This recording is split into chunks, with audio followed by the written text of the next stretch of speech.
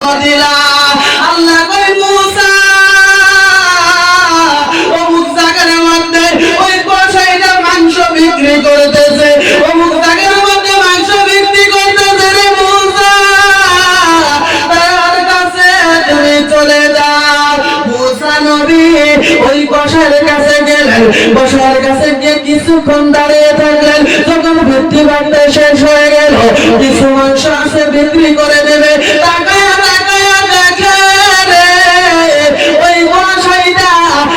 মাংসের টুকরা বানাইলেন, এই মাংসের টুকরা হাতের মধ্যে নিলেন।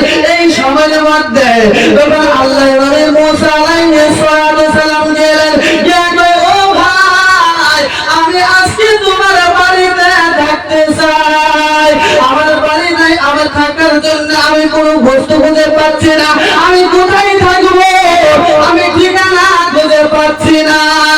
আসলে থাকার জন্য না, তার মুকসুদ হইল সে কেমনে আমার সাথী হয়, কেমনে আমার জান্নাতের সাথী হয়, সেই পরীক্ষা করার জন্য মুসা নবী আলাইহিস সালাম এই কসাইয়ের সঙ্গে চলে গেলেন তার বাড়িতে।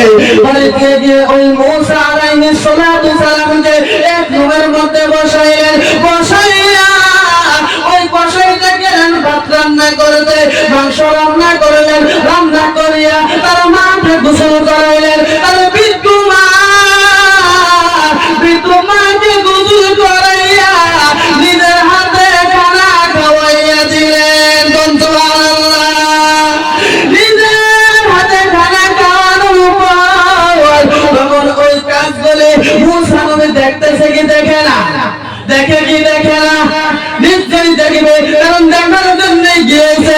মুসা নবী কান পেতে পেতে শুনে যে তার মা কি বলে, তার মার সাথে কি আলোচনা করে।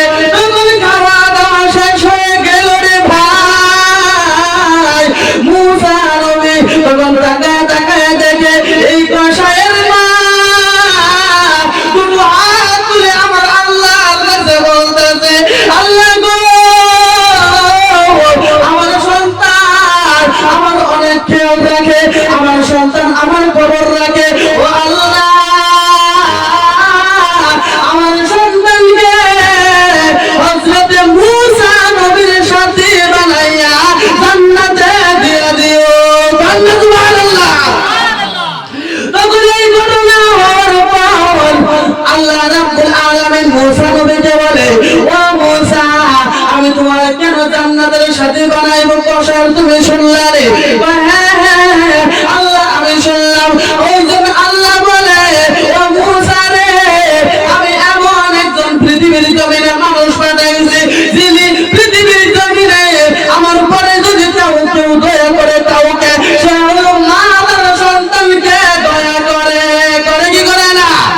পৃথিবীর জমিনে সন্তানের যত বিপদ আপদ আসুক না কেন, সন্তানের যত মুসিবত আসুক, আপনার বন্ধু যাবে না, আপনার ভাই যাবে না, এমন বাবা আছে রে সন্তানের বিপদ হলে বাবা যাইতে চাই না, কথা বলেন ঠিক কিনা? বাবা যাইতে চাই না, কিন্তু মা জন্ম দুঃখিনী মা উনি আর থাকতে পারে না, উনি যেই প্রকারে হোক সন্তানের আপন বিপদে দৌড়াইয়া যায়। সুবহানাল্লাহ। ওই জন্য বাপজানেরা আমার যুবক ভাইরা তোমাদের পায়ে হাত রেখে বলে যাবো রে ভাই, যে তোমরা যদি বলে যে হুজুর আমার এই কথা